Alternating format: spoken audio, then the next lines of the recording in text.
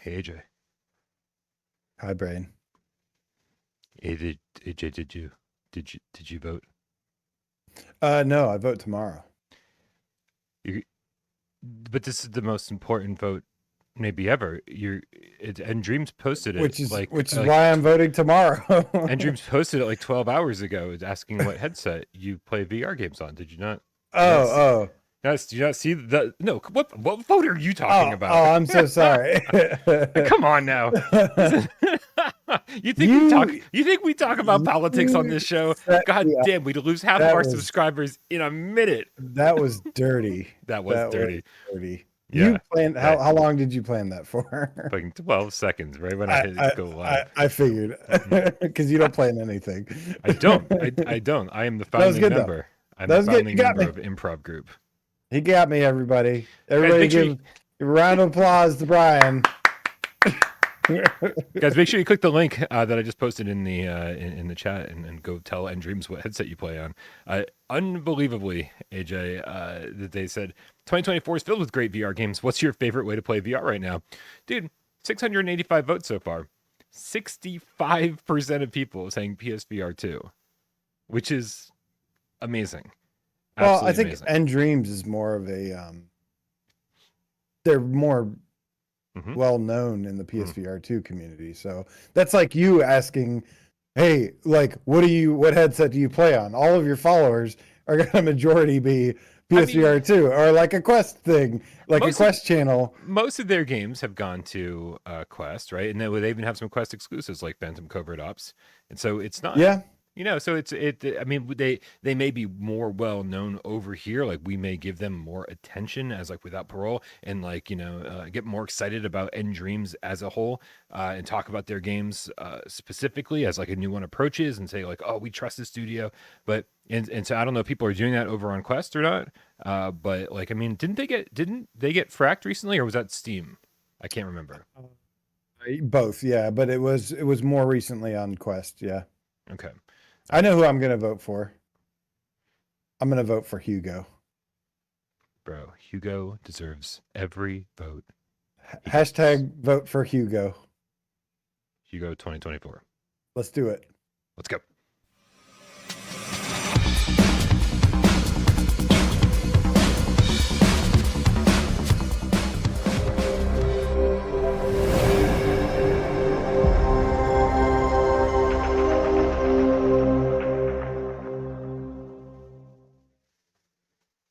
This is PSVR GameScast Live, where we film live every single Monjay, Wednesday, and 2 Eyes Friday right here on YouTube, whether we prepare a show or not.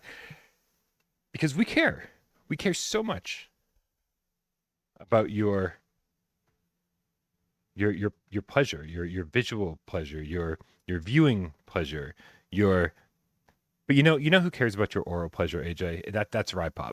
He's our good friend Rypop, puts us up on podcast services of your choice.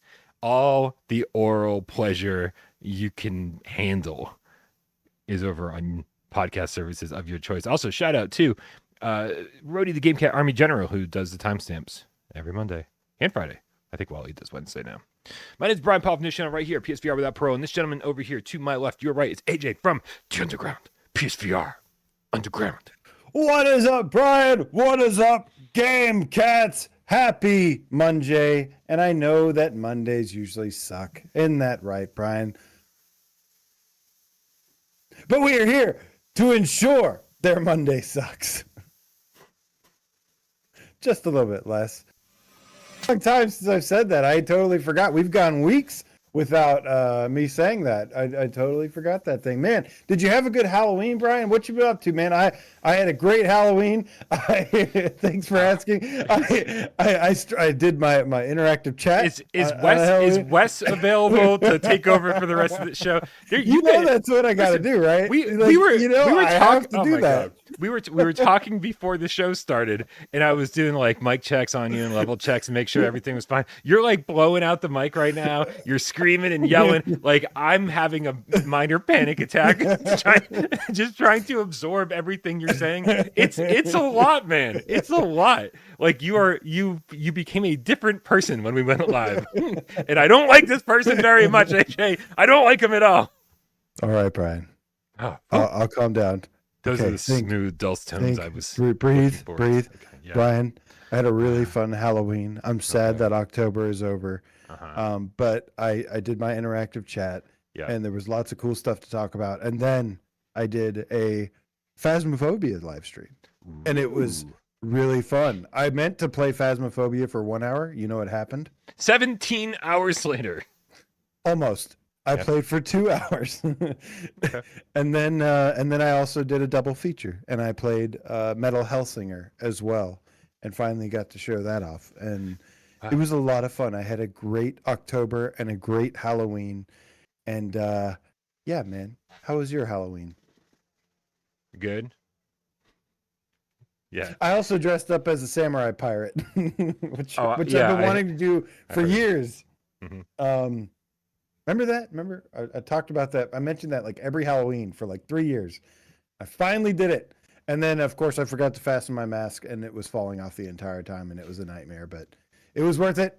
The things we do for you cats, don't ever forget the sacrifices we make for you. I put out every upcoming PSVR2 horror game video, and I was like, oh man, I'm done. Like I'm done. That's I started that and completed it on Halloween because I realized that I wasn't going to get my my PSVR1 horror retrospective done in time. It was just a lot of work and became a bigger project than I imagined, and I wanted to get it done for Halloween. And when I realized that it was not going to happen, I was like, well, I just got to do something else.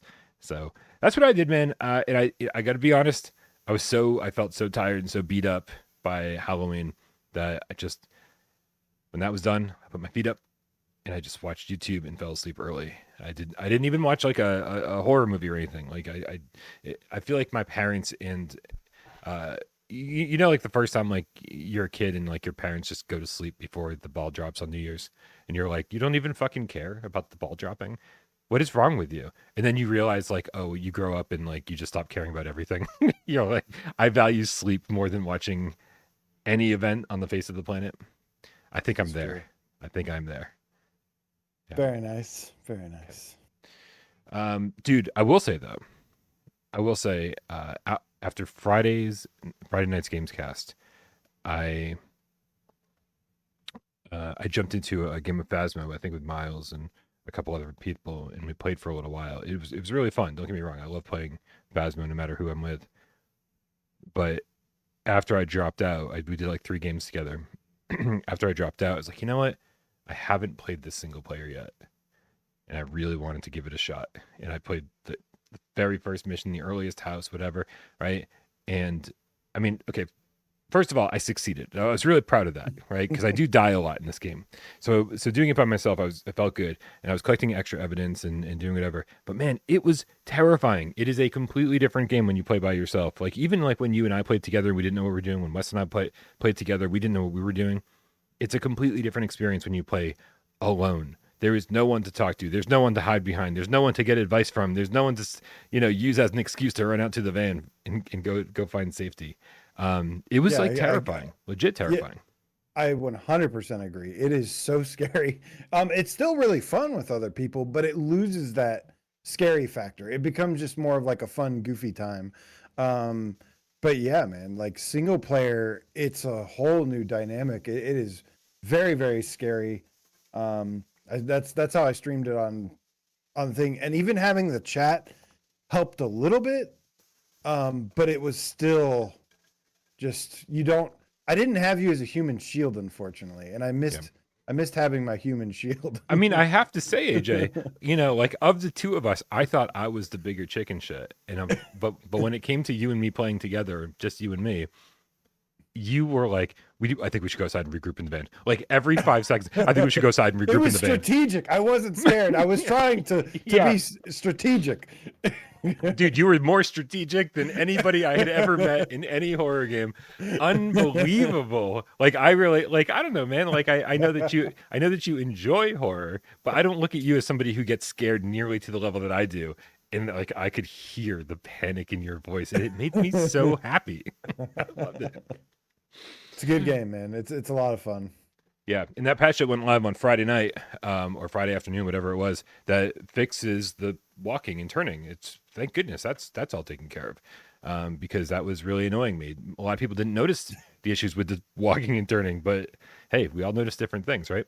Yeah. Yeah. I mean, that's the thing about VR is everything controls differently, and everybody has different body shapes, body movements, mannerisms, like all these things. So there's a lot of space that you have to cover. And really, yeah, I mean, the more freedom you're given, the more chances there are for things. I don't know, whatever I'm trying to say. But anyways, yeah. Steve Irie in the chat says, I think Phasmophobia took 5 years off of AJ's life on his live stream. Dude.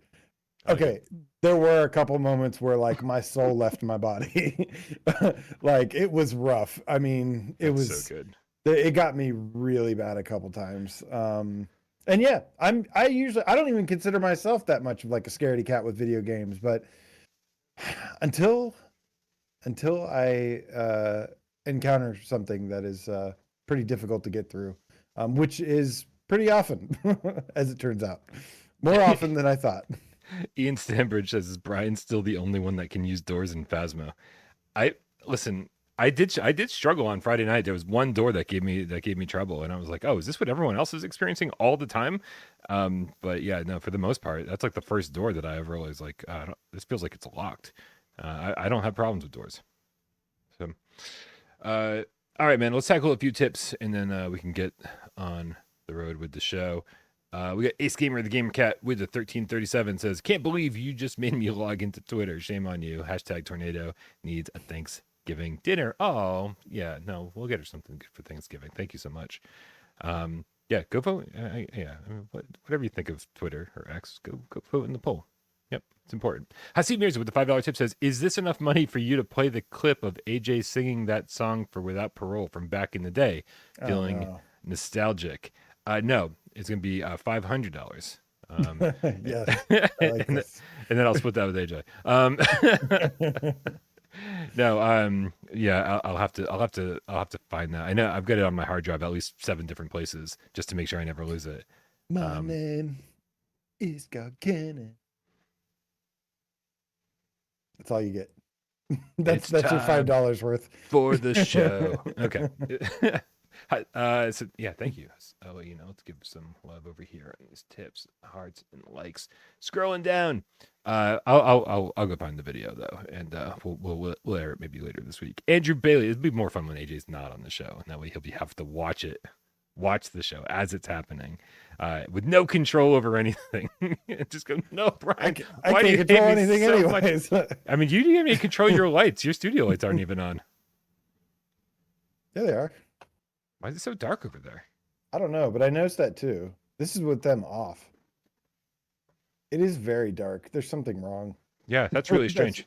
That's okay. Yeah. Nick Mueller in the chat says, I'm confused about the Metro release date, tomorrow or the 7th. If you buy the deluxe edition, you get it tomorrow. If you buy the regular edition, you get it the 7th. They're trying to charge you $10 extra to play it 2 days early. And you get some other shit, but that's not important. Yep. Silent Hill 2 did the same thing, except it was $80. It was $60 for the regular game and then $85 for the deluxe whatever edition. Crazy. Andrew Bailey with the £5 says, glad our clocks are now synced. I was late to the party a few times. My PSVR1 remake vote goes to Wipeout and stuff. Yeah. If anybody hasn't been paying attention, Andrew Bailey likes to say and stuff a lot to make fun of AJ for saying and stuff. Which I don't even notice, right? Like I think most normal people don't notice when somebody says something occasionally or every so often or even frequently. Maybe they do. I don't know. Maybe I just don't pay attention when people talk enough. But then Primal Sage wrote something in the Viewer Takeover channel. I don't know if it was today or yesterday, recently, and said, Brian, you've so frequently used the phrase, if I'm being honest, or maybe it's I can't lie, something along those lines. And it was something that I was like, do I fucking say that a lot? Like, I can't lie, blah, blah, blah, blah, blah. Like, do I preface a lot of statements with I can't lie? I mean, I don't think he would have written it if I don't say it a lot, right? And so but I read that Viewer Takeover question while I was writing the Metro Awakening review script.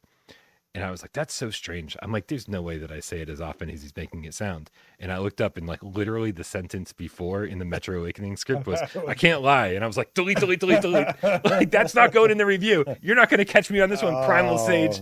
You broke his brain. You did. Now I'm going to say I can't lie like 24/7, like constantly, because I'm trying to think, don't say elephant, don't say elephant, don't say elephant. It's the only thing you can think of. Anyway. That was Andrew Bailey's tip. Kill Artist 1, the Dreamweaver Gamecat with a $2 tip says, I just voted at NDreams and PSVR2 had 64%. Let's keep up that number. There's a lot of Quest gamers out there.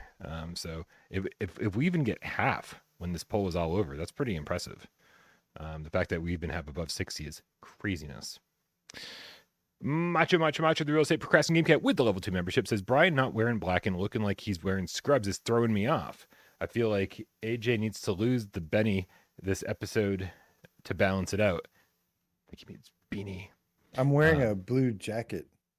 It's actually it's my Endeavor 1 hoodie. Shout out Ninja Cat.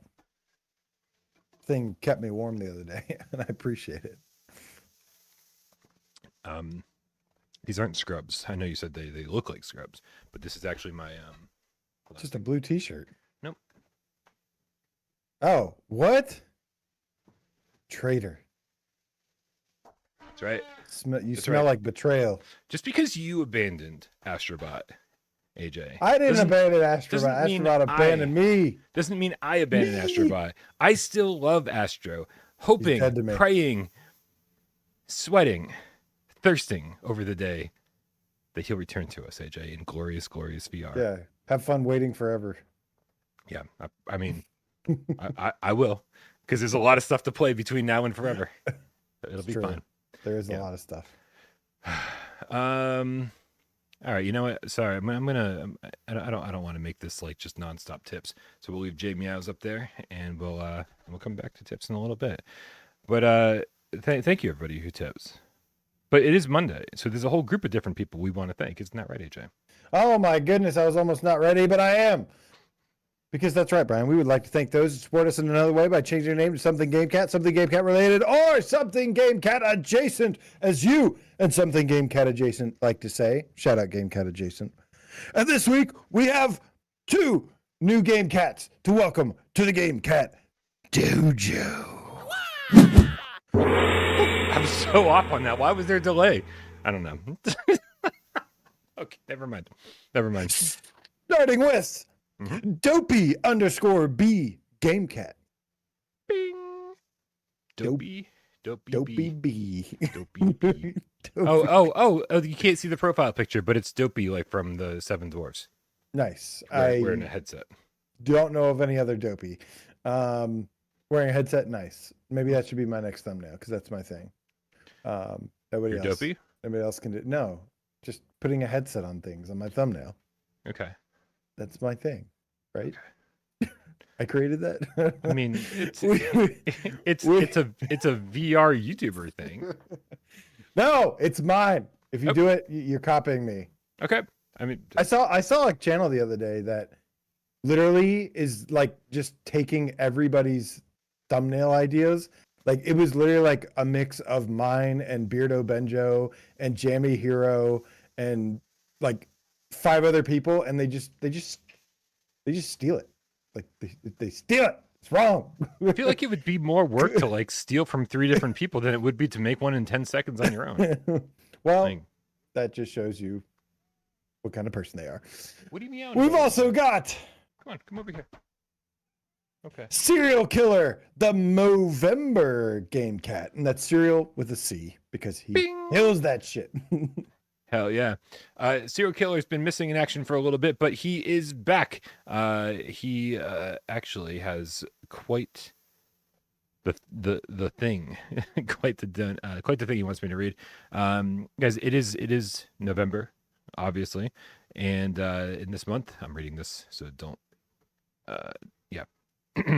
This month, our friend Serial Killer the Gamecat, along with Growing a Mustache, will once again be leading a charity fundraiser to support the Movember Foundation. For those who don't know, The Movember Foundation supports men's health through research projects that cover mental health and suicide prevention, testicular cancer, and prostate cancer. Unfortunately, we lose one man about every minute to suicide globally. In the U.S., there are around 300,000 new cases of prostate cancer this year alone. Way to bring the room down, serial killer. With your help, we can reduce these numbers and stop men from dying too young. As an added bonus for the GameCats, our friends at Fast Travel Games have provided 3 chances to win a copy of Into the Radius. For each $20 donation or equal amount in your country, you'll be entered to win 1 copy in your region. Winners will be announced later this month on GamesCast Live. Click on the Discord link below in the description of this video to check out the announcements page for more details on how to sign up, or contact Serial Killer if you have any questions or suggestions. Thank you so much for your generosity and support of this worthy cause. I'm going to post 2 links here in the chat, and I'll pin these after all is said and done.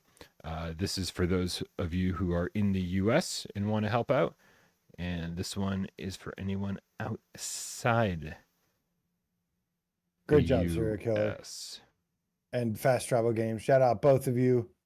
Yeah, I mean, we like to have fun and games around here, but yeah, sometimes, we need to contribute to real life things and try to have a positive impact on the world as well sometimes. And this is a great example of that. And Serial Killer doing that every single year. Appreciate you, man. Oh yeah. I've always wanted to do more charity stuff, but the unfortunate part of that is that like that is also very time consuming, right? And when you're trying to when you're one person trying to run this whole channel constantly, that's the kind of stuff that can get past you. And no matter how important it is to you, it can be just easy not to do it. And so I'm really, really thankful that Serial Killer, is here and being like, hey, read this here, copy these links, because I wouldn't have time to do all this otherwise. So thank you, Serial Killer, so much for kind of pushing us in the right direction and supporting a good cause. Those numbers are absolutely insane. Well, you know what, AJ, while we're all a tiny bit downtrodden, let's move on to our first news story, because I feel like I just saw what our first news story was. because this also isn't gonna lift anyone's spirits. Oh man. Bing. All right, so important message from Toast Interactive. We have difficult news to share with the VR community. Last week, we made the difficult decision to reduce the Toast Interactive team. 10 of our talented colleagues, fellow devs, and friends have been affected. Without their contributions, we never would have created an award-winning VR game like Max Mustard. And while Max is one of the highest-rated games on both PSVR2 and MetaQuest, it sadly can't sustain a large indie team. We want to do everything possible to support the future of all affected. Their award-winning work speaks for itself. So if you're a developer, publisher, or recruiter in need of talent, please get in touch with us. Our remaining team at Toast is dedicated to delivering incredible experiences, and we all appreciate your support during this challenging time. So if anybody's watching, if anybody's hiring, if anybody's a developer, a part of a publisher's team, whatever you got, if you're in the video game space at all, VR or not, and you're looking for talent, please reach out to Toast and consider hiring these people. They need jobs. Yeah, and they're. Oh, go ahead. Sorry. No, please. I was just gonna say, yeah, it's a shame. Toast is. They seem like they do have a lot of really, really talented folks over there, and you always hate to see this. It's been a tough 2 years, tough couple 2 years or so for game developers out there. So why it's always really important to kind of support the ones that are really out there doing big things, and that's why we always stress that importance. But yeah, man, this is unfortunate news. I hope everybody, and I'm sure they will, land on everybody affected lands on their feet really, really soon. But this is kind of where the concern that I have, when you have a game like Max Mustard that is in a really good position to have a huge impact. This is the kind of frustrating part for me, is when you go with something, at the end of the day, these cost money to operate, like any business.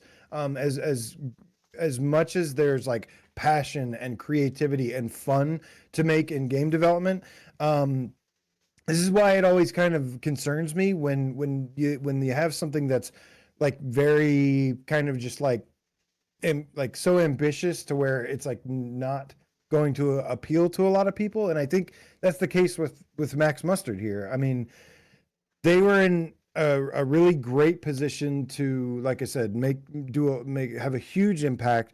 And I do think this was my biggest concern, was the title and the character, the draw that it has. It's much better than what it seems like on the surface. I mean, you hear Max Mustard and you don't really know what that is. And it's just kind of the marketing involved with it. And, I hate to see this happen. And I'm not saying that having a different name or label or something could have changed this. But I can't help but think that, it did have something to do with like the level of growth that they could have had with this game that, they probably spent years of their lives on. It's why it's really important to just kind of like try to market to a wider audience as possible, even if you have to make some concessions to what you want, right?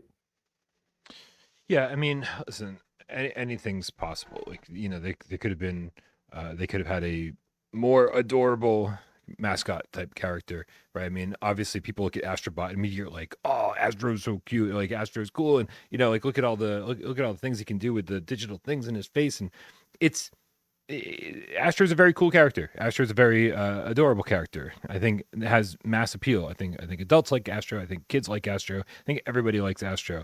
I think it's hard coming up with something like that.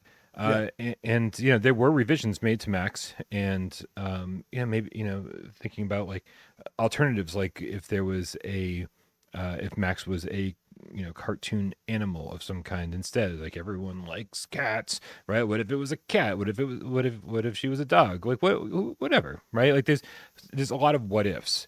But at least it's original. Right, but so the question is like I'd be more than anything related to that. I think I'm just more curious to know like what kind of numbers they really needed in order for Max to be successful, right? Because we know that Max Mustard did not sell well on Quest. I saw MRI in the chat saying, "Oh, I thought Max sold really well on PSVR2," and I think the answer is that yes, Max sold really well on PSVR2 comparatively when it comes to comparing it to Quest numbers. Right? It sold more. I wouldn't say probably well. Obviously, I'd say, but they did say that it sold a lot more on PSVR2. Right, and so so great. I'm glad the Gamecat community came out and supported a game that they liked. But then the question is, with a headset that has, I don't know. We haven't got any official numbers from Sony. 1.5, maybe upwards of 2 million headsets sold. Like that's just guessing. How many units did they expect to sell? How many units do they need to sell in order for this not to happen? In order to keep everybody on staff? I would love to know answers to questions like that. And how close were they to meeting those numbers, right? Were they just way off? And so I don't know, which it's crazy to me because Max to me kind of does have universal appeal already. And if Max isn't selling well, then I don't know what to say. It's unfortunate because it is a genre that I love. I love platformers and it's nice to have something other than just like a shooter, like a horror shooter. We get so many of those, which I love those. But I like to see other things. I like to see creativity. We don't want to fall into the same repetitive things over and over. I mean, they're going to get old eventually if we do. And having a change up like this was nice. But yeah, I don't know. It just I don't think it was the most marketable thing. But also, we don't know the full story here. I mean, maybe it sold enough to sell and they just decided like, hey, like, we need to reduce our people. We have a lot of people here and we don't really know the full story. So it's obviously not directly related to Max Mustard, but no, we could speculate all day and probably never hit the nail on the head. So something that got to me was that they reduced the price of Max for like they did that was put it on sale for like $1.99 or something like that or whatever the hell it was on Quest for like a week or something. just to get to the top of the sales charts and to get it more exposure, which I get, but they did that like a couple weeks or a month before it came to PSVR2, right? And so if anybody had been paying attention, they'd be like, oh, this was just $2 on Quest. Why am I going to spend $25 for it over here? So, but you know what? It's again, we're taking shots in the dark. We're just guessing as to what the problems could have been, and we don't know, and we may never know. But we definitely wish them the best and hope that Toast continues to be able to make great games, and everybody lands on their feet. All 10 people who got laid off. For sure. Yep. All right, man. Let's tackle some PS5 Pro launch stuff that's happening right now out in the world. This is it's really strange, AJ. I didn't even really think about this. I pre-ordered my PlayStation 5 Pro when pre-orders went up, and kind of forgot about it. And now that it's coming out this week, I was like, oh, that's happening this week. That's happening now.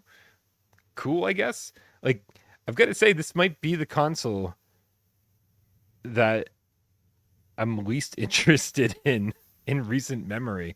Like, it's just, I'm getting it because it exists and because I need to know for the channel, like what kind of upgrades are happening here in, especially when it comes to the land of PSVR2 games. But I just don't care about this thing like at all. Like, if it didn't exist, I wouldn't be any worse off. You know what I mean? Yeah. I mean, I'm curious, I'm more curious about in the long term, what kind of effect this will have. I don't know if there's going to be any difference at all at launch, right. With this thing. So yeah, I mean, and that's why I didn't buy one yet, because I'm like, no, like Sony has to kind of work, like win me back a little bit when it comes to like, just buying like anything they do. Dude, you changed your whole channel to cover PCVR. Of course they have to win you back. They have lost you completely, my friend. No, they haven't actually, because I still love the PSVR2, and there's still lots of good games, but it's being driven by a lot of developers that are not first party. That's where my appreciation and love for it comes. I mean, it is a great piece of hardware, but yeah, like like I do want to see more from Sony themselves, but again, like, this is not like, having the PS5 Pro is great and all. It looks like a great piece of kit with some some better hardware upgrades, but it's still going to require developers to go in and patch it and update it. And they said basically that that's coming later. So I'm not convinced yet to go out and buy one, especially like for $700 or whatever. It's like, yeah, like, no, I will gladly be patient. I bought a PS5 2 years in advance and waited for PSVR2, waited. I'm just done doing that. This isn't Sean Layden and Shuhei Yoshida running the show. I don't even know the people that are running the show right now. So they got to kind of prove it to me and give me a reason as a VR only player, yep, to want to get one of these. Because that's all I play is VR. I don't care about anything else. If I didn't play VR, I'd probably have one, like pre-order one immediately. But because I only care about VR, then I have zero reason to get this right now. Yeah, I mean, I would 100% would have not pre-ordered one if I wasn't running this channel. Definitely not. I would have been pretty damn happy with PlayStation 5. As a lot of people have stated prior, they haven't even maxed out the capabilities of the PlayStation 5. It didn't feel like we were coming to the end of a console lifespan, right? Like this, because usually that's kind of what happens. Like, man, we really could use a boost. That's what happened with the PlayStation 4. I remember when the Pro came around, we were like, yeah, there's a lot of great stuff happening, like PC-wise, higher resolutions and frame rates and blah, blah, blah, blah, blah.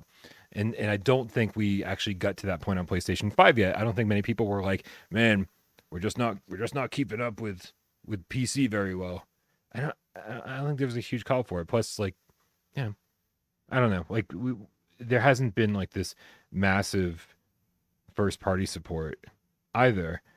So like it felt like Sony was slow to get the ball rolling on this generation for obvious reasons. But the fact that this came along, just like, here it is on schedule, it's your mid-gen refresh, whether you need it or not, whether you want it or not, here it is. So I'm very kind of interested in the story around this and how more than I am about actually getting one. I'm very unenthusiastic about getting one, especially knowing that PSSR won't even be supported on PSVR2 until like next year or something. So but you know what? Let's take a quick look here at Tom's Guide. I think Tom's Guide's got an article that kind of encapsulates pretty much everything that was said today. We know that Digital Foundry put out some good stuff, and hopefully I picked the right article for this. But unboxing confirms Sony PlayStation 5 Pro specs. A surprise internal upgrade. This should make an enjoyable difference. This comes from Dave Leclerc 5 hours ago over on Tom's Guide. The PS5 Pro is coming very soon. Sony already announced it with a hefty $700 price tag, and the release date is coming up on November 7th. However, despite it not officially shipping to those lucky enough to pre-order one, wait, what do you mean lucky enough to pre-order one? Are they not available for pre-order anymore? Or are they saying lucky enough, meaning like for those of you who have $700 to blow? Yeah. However, despite it not officially shipping to those lucky enough to pre-order one, some people have managed to get their hands on a console early. A Brazilian content creator is one such person, and they shared what they claimed are the full specs of the PS5 Pro console. This is an ex-user, blah, blah, blah, blah, blah. I believe this has all been verified by Digital Foundry at this point. So many of the specs are already known. The processor is listed, as are the various ports. The 2 terabyte SSD capacity, and even the console's dimension can be clearly seen on the Portuguese language spec sheet. However, one piece of information is new and unexpected. Sony has apparently thrown an extra 2 gig of DDR5 RAM into the PS5 Pro. Now, the main RAM powering the console is 16 gig of GDDR6. So, interestingly, the company is using DDR5 for this extra batch of RAM. However, the OS will likely use the additional memory, not games. So if this is RAM designed to power the operating system, why is it exciting? This means game developers can tap into all 16 gig of GDDR6 RAM, offering extra gaming performance. That, along with the PS5 Pro offering 67% greater computing power than the base model, PS5 and raw teraflops could make the console much faster than the current gen. We'll have to wait until we get our hands on the PlayStation 5 Pro to verify, blah, blah, blah, blah, blah, blah, blah, blah. This kind of covered everything, but not as well as I wanted it to. Hold on a second. The Digital Foundry guys obviously always have the best coverage, but they didn't have an article last time I checked. They just had a video, and so I want to be able to read through something on here. Here, you know what we're going to do? AJ, we're going to go over to the PlayStation blog because we're going to take a look at the list of games it says it supports on day 1. Yeah, something I was thinking about too. When I first saw this, I actually thought they were talking about the graphics card, but they're just talking about the processor. And it says, however, the OS will likely use additional memory, not games. Right, which is great. It's got its own dedicated memory.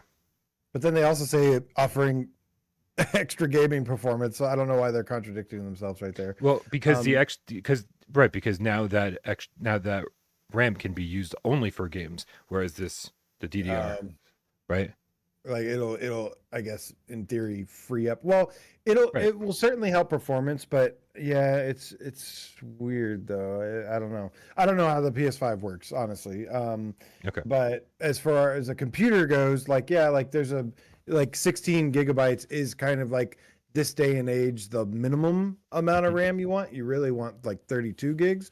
And that's not that expensive to achieve that. It's especially with like VR, VRAM is really important, which comes from the graphics card. But obviously a high powered CPU, like the CPU and the VRAM, you got to have everything all together. But yeah, I could see that. I could see having that dedicated to the OS frees up more on the other stuff. So a nice surprise. Also very strange that, here's a bunch of people who pre-ordered this thing and didn't even know exactly what they were getting when it would show up, which is some really strange practices, I think, on Sony's end. It's like, we're just like, oh yeah, this is the Pro. What makes it Pro? Well, You'll find out. Like, all right. But over on the blog, they put PlayStation 5 Pro 50 enhanced games available at launch November 7th, and then they listed 50 plus games, which is interesting. I mean, it's nice to see one strictly VR game on this list, which is Kayak VR Mirage. But then they also listed things like Resident Evil 4 Remake. They also listed Resident Evil Village. They also listed No Man's Sky. And so, these are clearly games that have VR support, and but no mention as to whether or not any of this will be affected on day one in VR, right? So I think Sony's messaging on this has been kind of horrible, but also like at the same time they're obviously just trying to get this thing out and speak to their core base, their core user base of flat screen gamers, and then maybe they'll try to sell PSVR players on it later. But right now, I guess until we actually try out some VR games, it doesn't seem like there's any reason, even according to Sony, to pick this up if you're a VR gamer. You can hook up your PSVR1 to your PS5 and see if Dream's dynamic resolution is better. I mean, it should work, right? I mean, it should be better just naturally. Technically. Yeah. Yeah. Unless it just doesn't work at all. It's like technically, Squadrons, Dreams. I don't remember what else had dynamic resolution, but I remember those were the two big ones. Yeah, Squadrons and Dreams. Those are the two big ones. There might have been one or two others. Maybe Rush of Blood will not crash when you play or pause randomly. Who knows? What could happen? And, I don't know. I'm just super unexcited for the Pro. Yeah, like I said, if I played flat screen games, like I played the demo of like Final Fantasy 16, and I played a little bit of Rebirth, and like those had pretty bad performance issues. You could either choose to have them like look, lower graphical fidelity, or you could have them just run kind of like bad, and so like I can see this being a need for flat screen games. A lot of games that just we're struggling, quite frankly. And for VR, I mean, the thing is, like, we've seen that VR games can look phenomenal already, as is even on a PS5. This is not the same situation as a PS4 to a PS4 Pro. That was a huge, significant difference. This has the capability of doing that, something like that, like maybe more, I mean, but there's already things in place for that, right? Like native 90 frames per second with eye-tracked foveated rendering. There's already solutions in place that you can achieve these kinds of graphical fidelity.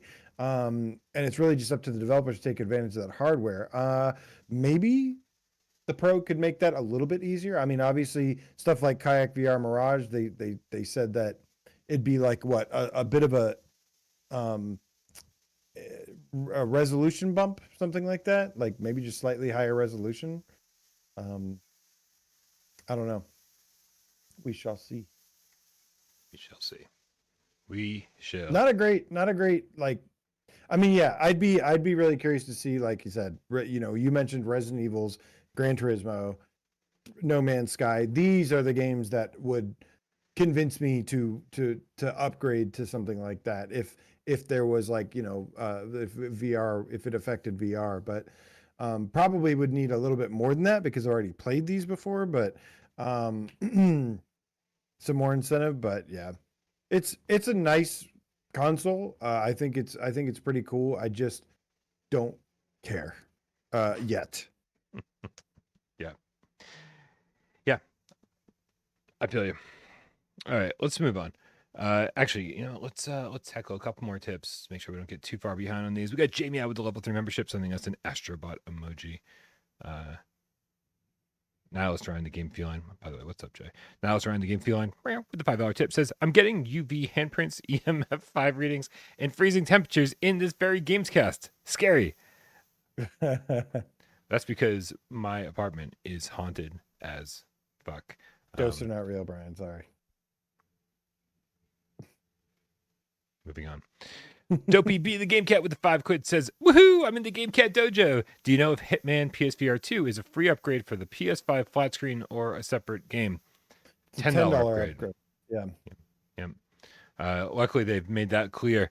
Man, it is. I've talked to a couple people who are trying to like kind of get their game, the flat screen game purchased ahead of time and ready for the PSVR2 upgrade. And it already sounds like it's going to be a nightmare all over again. And so let's, so stay tuned. And I mean, if you see the World of Assassination on sale for like $25 or something, obviously pick it up. But like, man, stay tuned, and we will. Which it was. It was recently on sale for a pretty good price. Yeah. Recently, it was very, very good deal. And then like, it's only an extra $10 plays PSVR2 to get 3 full games. Unbelievable. I'm very excited for Hitman. Me too. I definitely could play that a lot more. Yeah. And actually, I'm probably alone on this, but I actually liked Hitman 1 and 2 better than 3. Like, I just like the locations more. They spoke to me. But anyway, make sure we hide these. And we got Looper, the underground Gamecat with a €2 says, "Who you gonna call? Max Mustard." Hell yeah. Virtual Resistance with the level 1 membership says, "Day 2355 of no news on Ghost of Tabor for PSVR2." That's like many years. I haven't heard anything in 9 years. I'm just doing quick math. I don't think that checks out. Living Legend with Canadian $5 tip says, "Sup, Game Cats? It's been a while. The PSVR1 games that need a VR2 remaster, IMO, are Wipeout Omega, Astrobot Rescue Mission, and Rush of Blood." I'm with you on all of those, that's for sure. Let's get Marble Sod, and then we will get into that topic. Marble Sod with the $50 says, also, thank you so much for your generosity. Thank you, everybody, for your generosity. He says, "I have a great PC, but I still prefer the ease of use on PSVR2 on PS5. Although the Sony website screwed me over, when trying to get the 30th anniversary edition." Me too, bud. Me too. "I recently had the opportunity to get it." Oh, well, then awesome for you. Looking forward to what it can do. Stay awesome. That's cool. Yeah, man. I almost bought the 30th anniversary edition. I was in the queue early, and then like it didn't like my web browser. Like it didn't. I even after the fact, even later on, when I tried to just go buy the standard edition, I had to go sign in with Microsoft Edge. Like, who the fuck uses Edge? I was in Chrome and it wouldn't let me check out, but it checked in. I tried Edge and it worked fine. Dang, sorry. Yep. But congrats on getting it, Marble Sod. That is awesome. Definitely. It is still up for pre-order, by the way. The standard one. Yeah, you can still pre-order it. Yeah, I was gonna say that Tom's Guide made it sound like it was sold out. I was like, what? Yeah, that can't be the case. But, all right, let's check in with a viewer takeover channel over on Discord, guys. Don't forget to go join our Discord. Click the link in the description below if you ever want to get your question in on the show. You don't have to tip here. We appreciate it, but you don't have to. You can just leave your question in the viewer takeover channel, and maybe we'll get around to asking it. Just like. You know what? I want to ask this question first before we get into our topic. And it's from Luke Sparling. He writes, #viewer takeover. Is anyone still using their B-Haptics vest, or is it more of a gimmick? AJ, I bring this up to you because mine is still in the box. They shipped me one like about a year ago, and I've never opened it or tried it out. Crazy. You shut up. I want to check it out, but again, like I've got chaos over here. I cannot wait to just not have chaos and make sure I don't misplace stuff when I open the box. But you were the one who really got into it. Like, you opened it up and you checked it out and you tried it out and you were raving about it, and you were even trying like things out with the audio cable in order to get the haptics through just straight up audio. People weren't even programming the haptics. Like, the Galaxy Cart guy was like shocked. He was like, "Wait a minute, you can use B-Haptics vest with Galaxy Cart?" And I was like, "Yeah, AJ will show you how to do it in your own game." And so, but my question for you, AJ, not really asking if it's a gimmick, but I'm asking if it's something you stuck with. Like, every time you get into VR, do you put the haptics vest on, or sometimes are you like, that's just too much work? First off, no, it is definitely not a gimmick. It is one of the coolest accessories for VR since the aim controller. It is actually better probably than the aim controller, which is high praise coming from me. I know. Yeah, I still use it when I can. Here's the problem, Brian, is that I have a lot of games that I have to keep up with that are coming out constantly. And so I don't always get to play what I want to play. It's the best problem to have because it means We have lots of games that are coming out. But the reality is, like, yeah, I mean, any game that supports it, I absolutely use it with that. I use it with Subnautica. I use it with Half-Life Alyx. I use, or at least on the PC side. I just from the PS5 side, I do use the audio to haptics with No Man's Sky and Gran Turismo. I just don't play those very often anymore right now because there's so much other stuff to keep up with. And then games like, you know, um, Hellsweeper and some of the other like officially supported games. Like I just like even Legendary Tales. I haven't even beaten Legendary Tales yet. Which is crazy because I have like 60 hours in that game. So yeah, it's wonderful. I use it every chance I can, but there's just not a lot of day and date games that are like there's not games launching with support. And yeah, we have a lot of reviews and stuff to keep up with. So I don't really get the opportunity, but when I do, I love using it. It's so great. That's really good to hear, man. Like listen, my racing rig hasn't gotten any use because of all the construction and just it had kind of got pushed to the side even before the construction. And so I'm very, very much looking forward to getting into it, getting into the vest, getting into Gran Turismo again, getting into all this stuff. I saw the Gamercat in the chat. Sorry, let's try it again. Ace Gamer, the Gamecat in the chat says Galaxy Kart has B-Haptics native support on their roadmap now. That's sweet. Yes, that's all because of you, I guess. not because of me, man. Like I don't fucking, like I'm not out there advocating for B-Haptics. Oh, well, I told them about you doing it, so it's more because of you than because of me. Yeah. Well, it's awesome with it, even with the audio haptics. It's so good with that. I'm shocked you haven't even opened it yet. Yeah, let alone not played Galaxy Kart and talked about it every episode. I know, right? Everything I've opened, everything I've opened around here has just fucking gotten half destroyed because this place legit. I've been living in a construction zone for way too long. Yeah, now's not the best time. Not that I had the best. Not that I like have an excuse for prior to all this starting, but like I'm really really happy that like I haven't opened it yet and that it's not subject to all this damage and shit. So, all right. That was not the big question. I was just very, very curious. I knew that would be a nice short answer. I knew that would, but I hadn't heard you talk about B-Haptics in a while, so I wanted to check in with you and see if it was something that you still enjoyed, still used. So that's really good to hear. I did a couple streams where I was wearing it, but I didn't like mention it, and like I didn't have like the thing showing it reacting on the screen because I didn't want it to be a distraction. But I was like, but I'm still gonna wear it. I think I wore it on one of my last No Man's Sky streams. Cool. All right. The big question though is from Looper, the Underground Gamecat, says, what PSVR1 classics need the Arizona Sunshine type treatment the most? I mean, a full visual overhaul, not just upscaling, but the content stays the same. Who is that? Living Legend had a lot of great choices here that are obvious. Give it to me. What do we got? Wipeout Omega Collection, Astrobot Rescue Mission, Rush of Blood, but then you can throw in Farpoint and Blood and Truth. And those to me are like, these are like the top priority, top billing, except for maybe one other one, which I'll let you probably mention because it's probably the first one you're thinking of. I mean, it's in the thumbnail. Oh, is it? Yeah. No, listen, I think Farpoint's an interesting shout, right? Because what Looper's suggesting is the full Arizona Sunshine, total graphics overhaul, not just upscaling. I think Farpoint, like, I don't even want Sony to go pay someone to like give it a full graphics overhaul. The game looks good.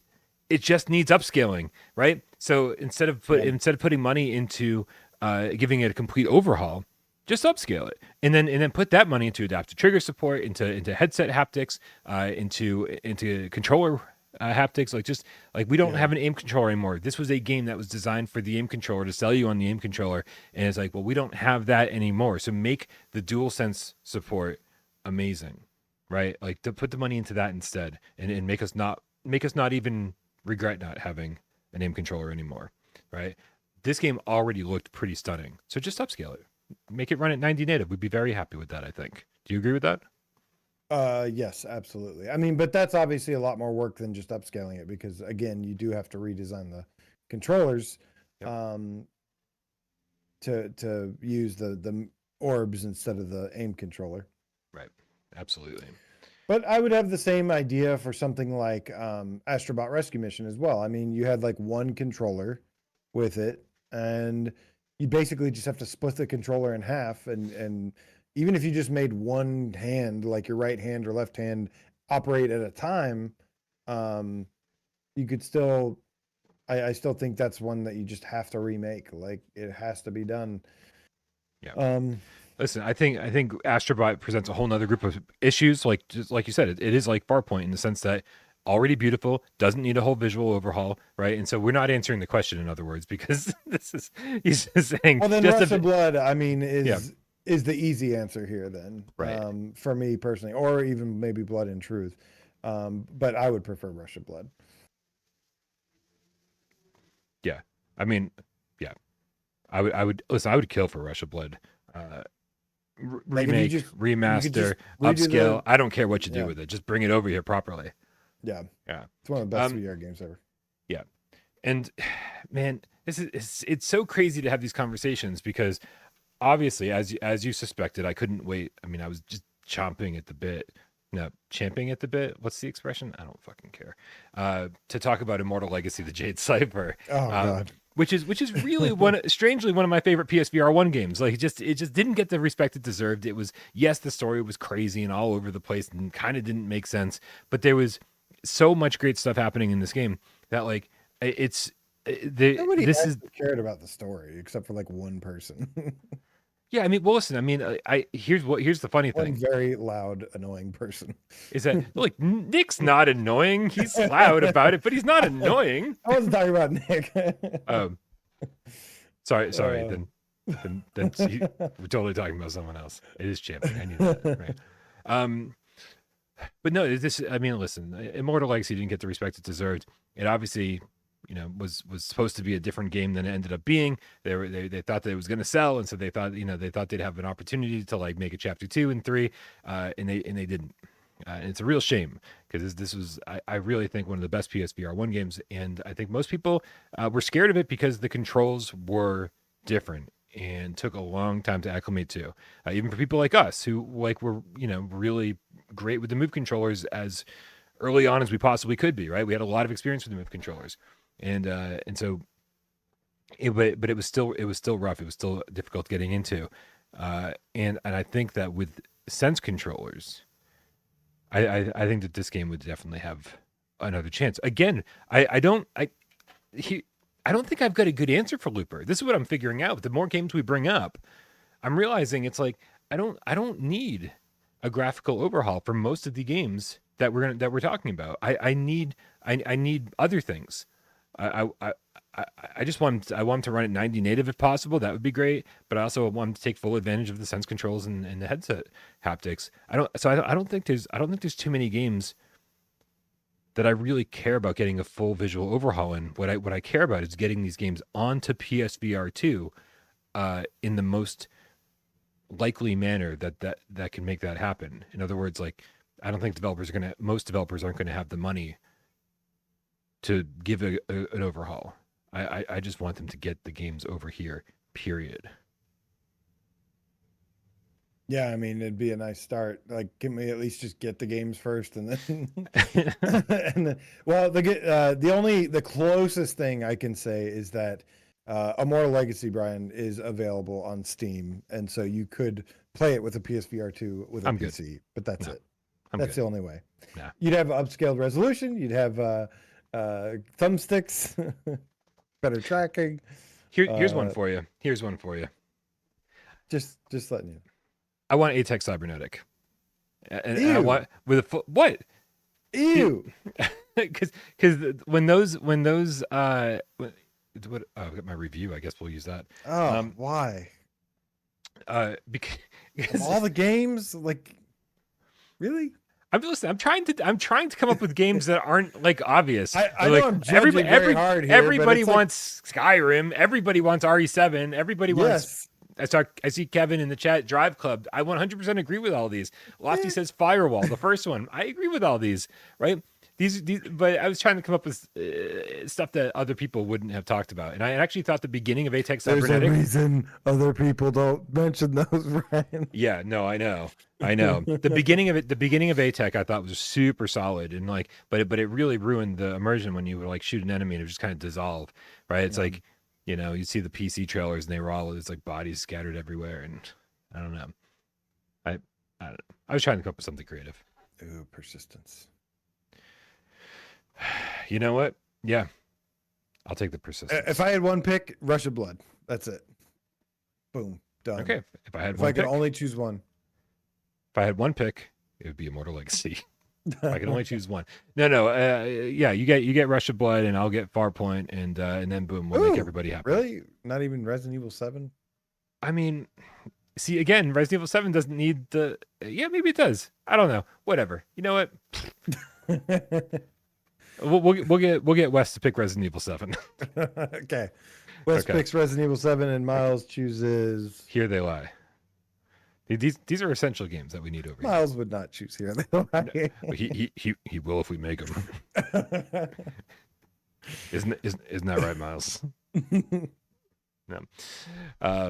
Yeah, GameCat Behemoth says one pick would be Wipeout. Like, this is fair. These are all really, really good choices. Unfortunately, it also shows how many great games are stuck on PSVR1 or that haven't made it to PSVR2. Everybody's Golf is a big one for me, man. Like, I love golfing VR. Catch and Release, obviously, another big one. Like, these are just games that we desperately want over here. It sucks that they're not here yet. Fifth, with the Australian $5 tip, says, when you review games, will you have to do a normal PS5 score and a separate Pro score to keep the cats happy? I don't think so, Fifth. What I am going to do is make sure I check out every game on both. But I think the core review will be done on the OG PS5 because that's what most people are going to have. And then unless the graphics, unless the graphical boost or the frame rate boost or whatever these games get some kind of major enhancement that actually changes the feel of the game, the immersion of the game, which would be the case for me if it gets rid of reprojection, right? If some of these games get a significant upgrade to the point where they're not reprojected to 120 anymore, they're running at 90 native. For me, that is enough to be like, you know what, this does boost the score a little bit, because I'm more immersed. I'm enjoying it more. I can lose myself a little bit more. But honestly, I can't think of the last time I played a game where I was like, oh man, a slight boost in frame rate or resolution would really change my overall thoughts on this game or my overall score. So it's going to be a case-by-case situation, but there will be like probably 20 seconds or 30 seconds in each review just saying, hey, if you have a Pro, here are the benefits. And then we'll have to see if that changes the score at the end. Do we need two different scores? I highly doubt that's going to be something that happens very often at all. Living Legend with the Canadian $10 tip says, as someone who owns a respectable rig for multi-plats, I'm happy with my OG PS5 for exclusives and VR2 games. Sony exclusives already look and run great on the base, so unless you're into X-plats. What's X-plats?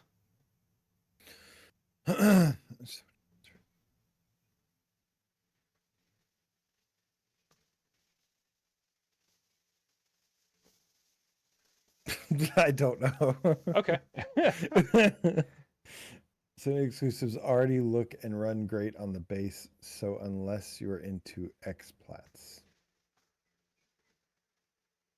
Okay. Oh, cross platforms. Thank everybody in the chat knows what it is. Okay. That makes sense. Okay. He must have ran out of characters. My brain is tired today. Yeah. Thank you, everybody in the chat. Literally, thank you, literally everybody but us.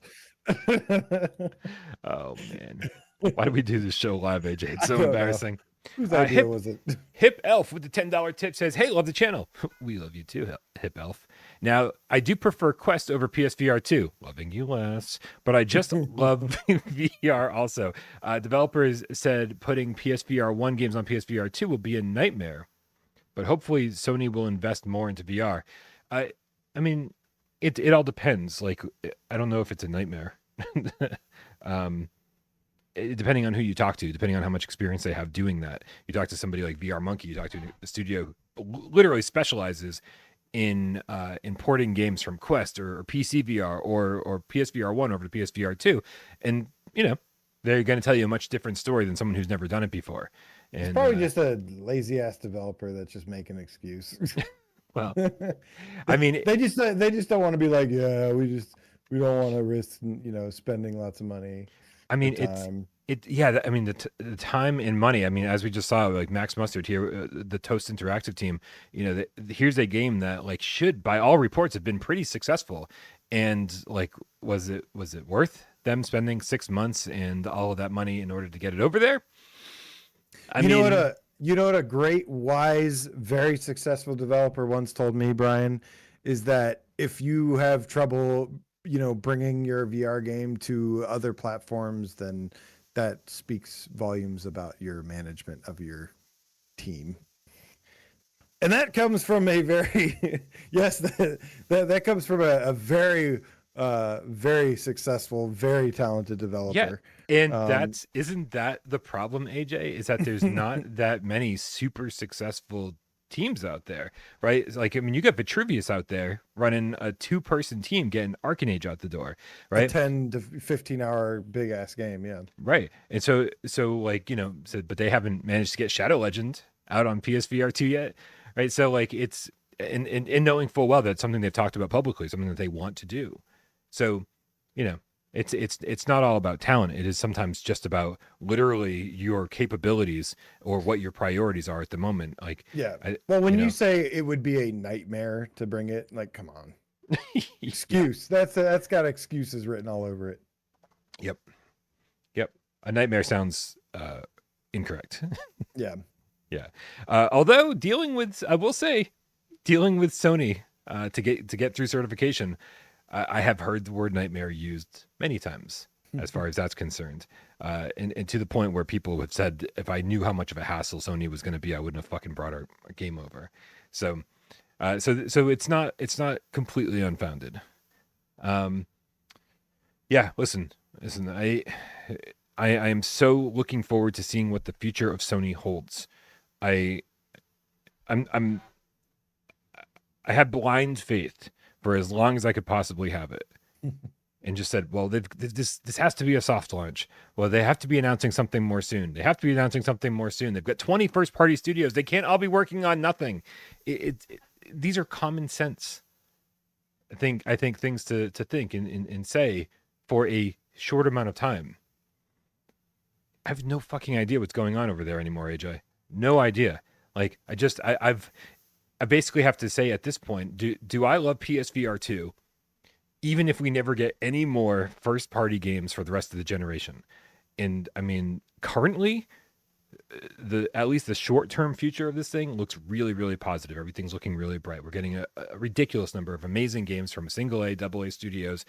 Things are looking really good, and if Resident Evil 9 comes, we know that's because of Sony, because they're the ones who paid for RE4 Remake and Village to come over.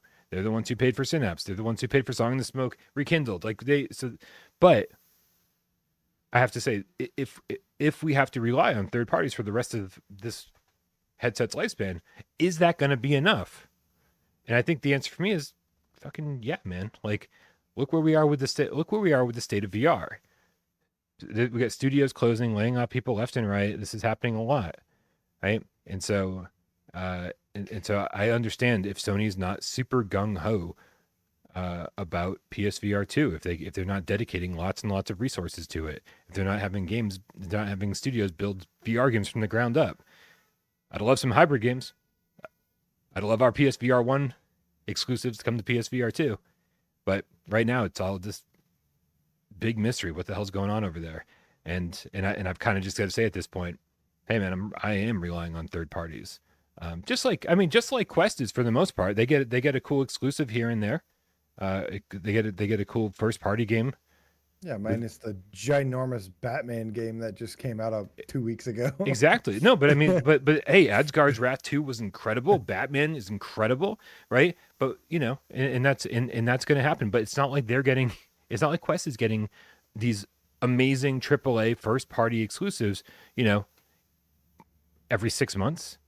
So like we're not like, I wouldn't say we're like super far behind or anything like that. I think it's just the state of the VR industry at the moment.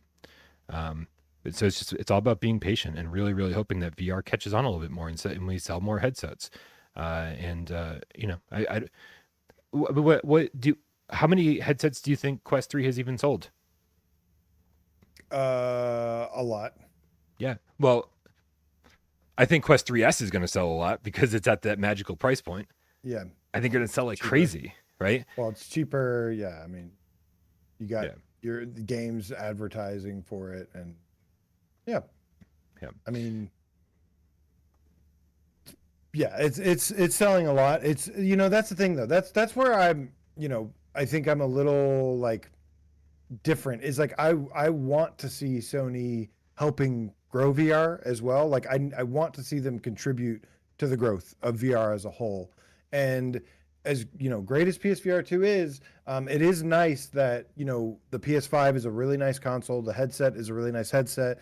There's some really cool features that developers can take advantage of, which is really the only thing keeping it around right now. Is that, hey, you actually can play a potential best version of this game on a PS5 with a PSVR2.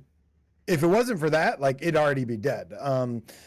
But because there's just be no reason, no incentive. But there is, luckily, like stuff like the haptics, adaptive triggers, eye tracking, headset rumble, things like that, and then you get obviously a more powerful console powering these things, more powerful than standalone, maybe not PC, but I'd like to see them, that's why I want to see them, push more and show more first party support and, just have better execution of certain things, because when they do that successfully, it grows VR. And right now VR is still small. So especially compared to console base. So it needs something to move the needle.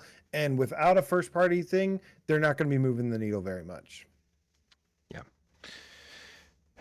Well, this is why, AJ, I'm thrilled to own multiple headsets. Yes. This is why that is the best way to go. It's more expensive, but that is definitely the best way, is to have all the things. Yeah. Dude, it would suck to be like hearing everybody be like, "Oh, Batman's so amazing, Batman's amazing, Batman's amazing, Batman's amazing," and then not be able to play Batman, right? And so I'm thrilled that I've at least started Batman. I'm not very far in. I'm about 2 hours in. I need to find time for it. I need to finish up my Metro review first, and then I can focus on that. But I also want to play Phasmophobia like constantly. There's a lot of stuff in the way, right? There's so many games I want to play right now. But dude, I'm contrary to popular belief, like I don't hate Quest. Like I never liked Facebook. I thought they were a terrible company. I hated them to the point where like I deleted my Facebook account and didn't want anything to do with them. But when the Quest 3 came around, and I bought one because I had a Quest 1, I had a Quest 2, and then I bought a Quest 3.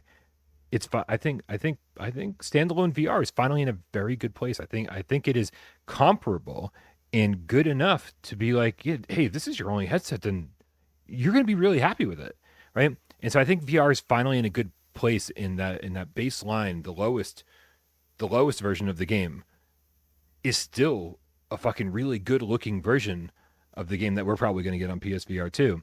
Like I desperately want Quest 3 to continue to succeed. I want Meta to keep putting money into VR, because in the long run, it will be good for VR. We get more VR gamers playing. That's the most important thing. I hate console wars. I think it's stupid, right? So like, I want Quest to succeed. And I just have my fingers crossed that PSVR 2 will do good enough, just like PSVR 1 did, for Sony to say, yeah, we'll do PSVR 3 as well. We'll make a PSVR 3. Or you can use your PSVR 2 when PlayStation 6 comes along, right? It's like, yeah. I mean, it's with all the changes going on at Sony, it's like they need time to get their shit together. This is, if it was Shuhei and Sean Layden stuff, I hate to keep harping on them, but pretty much ever since the day they left or changed positions and Sean Layden left, Shuhei was like, I don't know if he's demoted because he said something bad about Jim Ryan, and then Jim Ryan took over and fucked everybody up. But pretty much ever since Shuhei and Sean Layden changed, were changed positions, it's been kind of a rough go over there at Sony. Lots of changes are happening, and they're like reshaping everything. So I think, yeah, just we gotta just gotta wait and see now what the future is gonna look like over there. Because yeah, I don't know. The new CEO just started a couple months ago, and big companies like this, like big changes, take a long time to go into effect. There's not stuff that it does. Big companies do not change overnight, like a mom and pop or indie studio can. They can't just make these decisions whenever they feel like it. No, they've got to go through all this red tape, all this legal stuff, all this planning, all this manufacturing, all this sorts of shit. So we're not even going to see the effects of this stuff probably for quite some time. And yeah, I don't know, man. I just hope they reset and try again with the PSVR3 and yeah, don't screw it up this time. Moving on, Bitmappy says, when do you think we'll see the Metro review, Brian? As soon as embargo's up, buddy. That is my plan. Have it up ready for embargo. I don't think they've posted when embargo lifts, so I'm not going to be the one to say it. But because I always tread on the side of safety, I'd rather not accidentally say shit I'm not supposed to say. But I think so. I've definitely seen some people say when it is out there. Well, then, do you want to be the one to say it, AJ? No, because I don't know if I can say it either. Excellent. But it's very soon. Very soon. If anybody else out there is saying when embargo lifts, then that's when you should expect to see my review. Yep. Cool. We got Thundercat with the 5 quid says, do you think the extra DDR5 RAM on Pro would help get us some goddamn apps on the PSVR2? I mean, maybe. I don't think the RAM was what was keeping us from having the apps to begin with, if that helps answer your question. Yeah, PS5 is capable of so much more already. Yeah. I mean, if you could sit with your friends on Quest 2 watching a movie in big screen, there's no reason we couldn't have had that at launch for PSVR2 on PlayStation 5. All right, AJ, you ready to play a little 4-minute challenge? I am. Please tell me you took it easy on me today, because good God, I went pretty easy on you last time. Oh man, what a monster you are.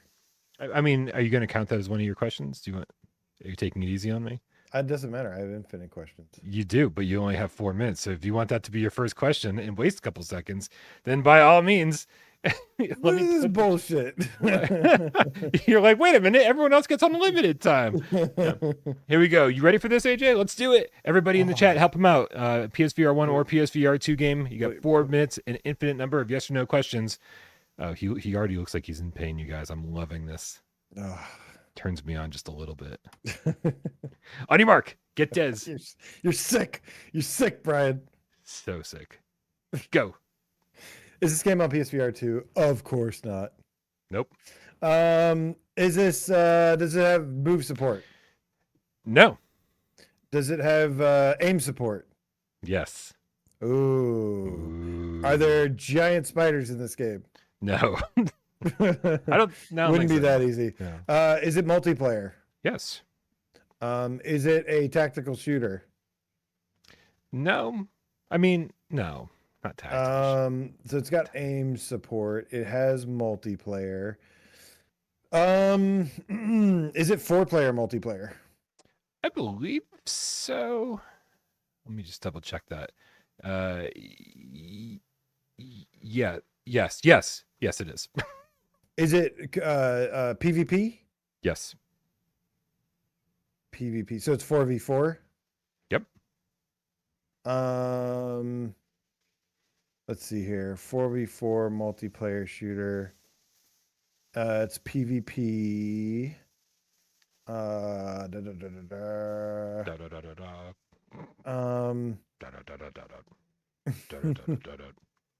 Is it full locomotion? Yes. Is it military based? No. Ooh. No. has aim support. It's not military. Are you breaching firewalls? No. Okay. Everyone was saying firewall, so I just had to get that out of the way. I know. I Did said it come out in not. 2018? Probably not. No, it did not. Did it come out in 2019? No, Ooh. it did not. Is it made by First Contact Entertainment? It is made by. Does this sound familiar to you? Do these words, the way I'm saying them, does this sound familiar to you, AJ? I have no idea what you're talking about. This game feature off-world combat. I mean, it's otherworldly combat. Off-world, that might be a little too specific. Brian, is this Solaris? This is indeed Solaris Off-World Combat, coming out January, February, March, April, May 18, 2021. But First Contact Entertainment, man, I really should have done like ROM Extraction or something like that. Be like the game that they never released on PSVR1. The first person I saw was Looper, but I actually see Rhodey. Rhodey, I think Rhodey got it. Yeah, the second you asked about aim support in multiplayer, I was like, "Oh, this is it. This is it. He's got it. He's got it." What a relief! Oh my god, compared to the shit you've put me through lately. I know, right? This is definitely an easier one. You're welcome, AJ. Thank you. This was such a fun game. I couldn't believe this is proof like that. There's no guarantees in VR. This was a game that they put out on Quest that we really, really wanted on PSVR. They added aim support. It was, there's basically they were practically giving it away at launch between the all the keys that First Contact and Frank were like just throwing out during our live shows. They were just giving it away like hundreds of people in order to fill up those lobbies. And then on top of that, made sure that the price was like $15 with like a 20% plus discount. I think it was like $11, $12, something like that. I mean, they were practically giving this thing away if they weren't actually giving it away, and they still couldn't sustain a player base, right? I mean, if that, I think I remember playing it on launch day and not being able to fill a lobby. It was an issue. Oh, it was full for like a week. Yeah, well, just long enough for Miles to get the platinum and no one else. Yeah. Scott the PSVR Gamecat for Life says, I want a copy of Solaris from Dave Station. Shout out Dave. Yep. But a fun game in another studio that didn't survive the launch of their game. You fucked up so bad. Yeah. I mean, listen. All you had to do was bring the regular Firewall game. Yep. That's all you had to do. Bring the same exact game. Yeah, this is a much different situation, I think, than Max Mustard was. Max Mustard, we can criticize like the design choice of the characters, the name of the game, or whatever. When it came to Firewall Ultra, like it absolute shit show. Yeah, I mean, just a mess with the servers. Couldn't get a multiplayer game working if their life depended on it.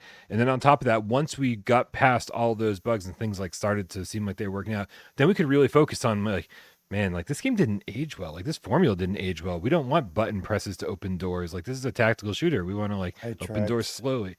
I mean, the eye tracked grenades. Yeah, eye tracked menu. All that was just like. It's like, guys, what are we doing here? Yeah, it was rough. So it's a Kramer 3K says someone in the chat gave me a key. I still haven't claimed it. Oh my god. Wow. Amazing. All right, you guys. I think that's going to do it for another episode of PSVR Gamescast Live. Hope everyone had a good weekend, is having a great Monday. A lot of chaos in the world right now. And I find like my anxiety is higher than it's been in a very long time. Just stressed out constantly, and we definitely want this to be a place that like you can kind of get away and not think about the world for however long it is that you're here with us. And the same thing with our Discord. Like as invested as I might be in politics, as invested as AJ might be into politics, like we want to be able to get away from that when need be. And so, feel free to come join the Discord, hang out there, shoot the shit. We try to keep it politics free. We try to keep it. And by politics, he means PSVR2 versus Quest versus PC. Exactly. So, so make sure that so come join us over. Go vote on the NDreams Poll. On the NDreams Poll, exactly. Show your support for PSVR2. No, but yeah, we want to make sure that we have a nice place for everyone to be able to get away from, and be nice to everyone. There's a lot of anger out there and negativity, and we don't want bringing that into our little safe online space. AJ, thank you so much for hanging out today. Everyone, make sure you go subscribe to AJ at PSVR Underground. The link for that is in the description below. Also, come join our Discord. The link for that's in the description below. Thank you, everybody who supports the channel over here, being a YouTube member over on patreon.com/withoutparolegames.